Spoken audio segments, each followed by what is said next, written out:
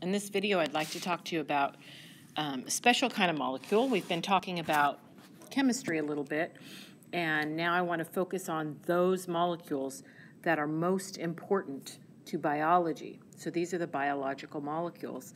These are all molecules based on the element carbon. So let's talk a little bit about carbon atoms. The special thing about carbon is that it forms 4 covalent bonds. So we talked about covalent bonds where the electrons are being shared between 2 atoms. Well, the special thing about carbon is it makes 4 of those. It makes bonds with 4 other atoms, or it can form what's called a triple or a double bond, which is where more than 2 electrons are shared. So what that means to you and to me is that carbon can form large complex molecules, it can form long chains, and it can even form ring structures. Now, the smaller carbon molecules that make up a larger molecule, we call them monomers, and the large carbon molecules that we're going to talk about are called polymers, which are many monomers chained together. The first biological molecule that we're going to talk about are carbohydrates. You may have heard of these.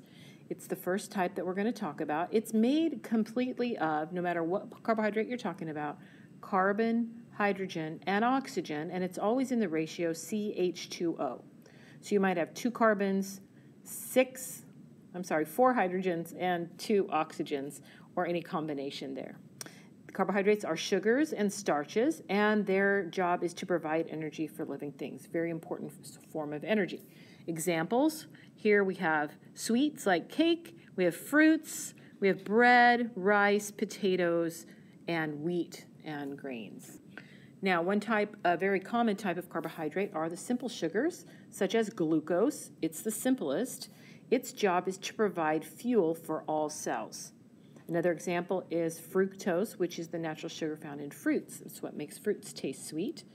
We can combine simple sugars to form a double sugar or a disaccharide, like table sugar, the sugar that you might put in your tea or your coffee.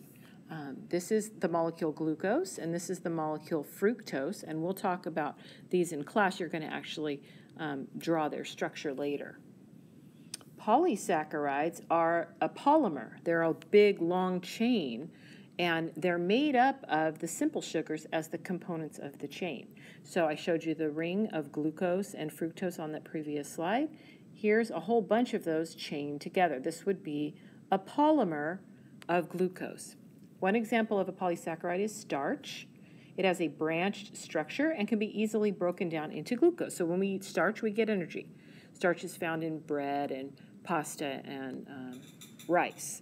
So we can easily break that down and get energy. Another example is cellulose. Cellulose is more like this structure here. I know it's hard to see on the slide, but it's similar to this structure. And because of its structure, it cannot be broken down easily. And so we can't digest it easily. We call that dietary fiber. It's important in your diet because it helps your digestive system work properly, but we don't use it for energy. Another example, which is unusual, is chitin, and chitin makes up the shell of an insect, the exoskeleton of an insect. It's that crunchy outer part. Another biological molecule is a lipid. Lipids include fat, oil, and cholesterol. These biological molecules are made of carbon and hydrogen, and some have oxygen on one end. So, for instance, you see carbon and hydrogen in a long chain with some oxygen on one end. The thing about lipids is that they don't dissolve in water. Okay, they're not charged like water, so they won't dissolve in water. And later we'll talk about how important that is to cells in a couple of weeks. But some lipids form structures in living things. Others are a way that living things can store energy. So plants might store oils as a form of energy. We store fat in our bodies as energy as well. Now, most lipids are made up of these smaller parts called fatty acids. These are the monomers.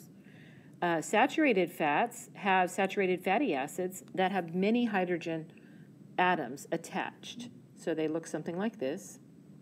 They are solid at room temperature, like butter, and most come from animals. So this would be a saturated fatty acid, a saturated fat. Unsaturated fats are made up of unsaturated fatty acids. They look something like this, and you can see they're missing some hydrogen because they have double bonds, 2 lines here between each carbon atom. They're liquid at room temperature, such as this oil, And most come from plants. This is olive oil, comes from olive plant. There's another kind of lipid, a phospholipid, that are important parts of cells, which we'll talk about later.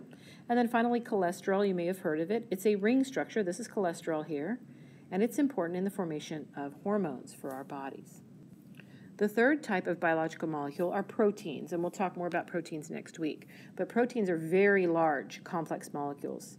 We have a very complex 3D structure, three-dimensional structure that comes from hydrogen bonds in the large molecule.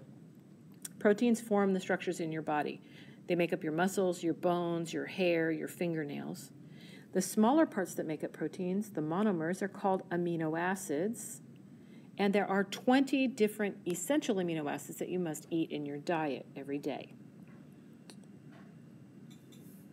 Now, the sequence of amino acids in the protein determines actually the structure and the function of the protein. So depending on how those amino acids are arranged, you get different proteins.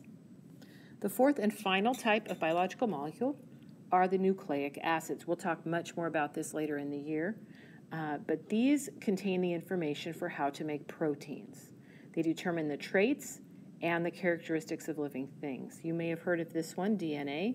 There's another important one called RNA, and we'll come back to these later. We're not going to focus on these at all right now. So those are your 4 biological molecules: carbohydrates, lipids, proteins, and nucleic acids.